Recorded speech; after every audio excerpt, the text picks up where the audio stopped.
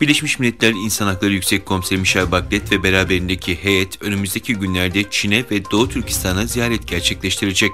Ziyaret öncesinde Türkiye'de yaşayan ve aileleri Çin toplama kamplarına tutulan mağdur yakınlarının avukatları, Birleşmiş Milletler İnsan Hakları Konseyi ve diğer ilgili Birleşmiş Milletler mekanizmalarına başvuru gerçekleştirdi.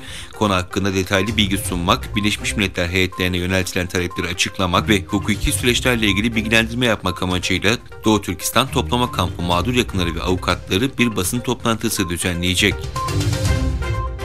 Hong Kong'da eski güvenlik şefi John Lee baş yöneticiliğe seçildi. Çin merkezi yönetimine yakın bir isim olarak bilinen Lee, yasama meclisi, meslek grupları ve iş dünyasından temsilcilerin yer aldığı komitenin büyük bölümü Çin yanlısı üyelerinden 786'sının desteğiyle aday olmuştu. Lee, baş yöneticiyi seçmeye yetkili 1500 üyeli seçim komitesi üyelerinden 8'inin aleyhte oyuna karşı 1461 oyla Hong Kong'un yeni lideri oldu.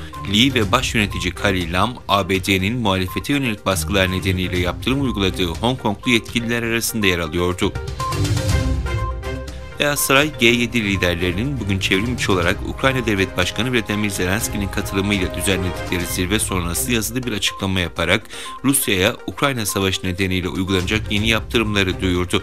G7 ülkeleri Rusya'ya yönelik yeni yaptırım paketi kapsamında Rusya'dan petrol ihracatını kademeli olarak bitireceklerini ya da tamamen keseceklerini açıkladı.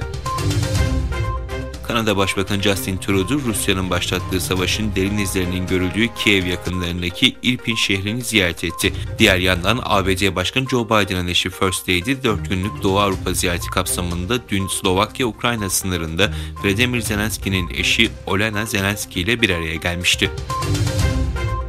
İran lideri Ali Hamenei, Tahran'a sürpriz ziyarette bulunan Suriye'deki rejimin lideri Beşar Esed'le bir araya geldi. Ali Hamenei, ülkesiyle Esed rejimi arasındaki ilişkilerin geliştirilmesi için çaba sarf edilmesi gerektiğini söyledi. Esed'in Hamenei ziyareti sırasında İran Cumhurbaşkanı İbrahim Reisi, Devrim Muhafızları Kudüs Gücü Komutanı İsmail Kani ve Dışişleri Bakanı'nın da hazır bulunduğu belirtildi.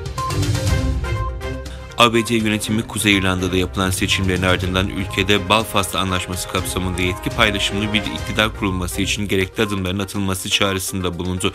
Kuzey İrlanda'daki parlamento seçimlerini İngiltere'den ayrılıp İrlanda Cumhuriyeti ile birleşmeyi savunan Sinn Féin kazanmıştı.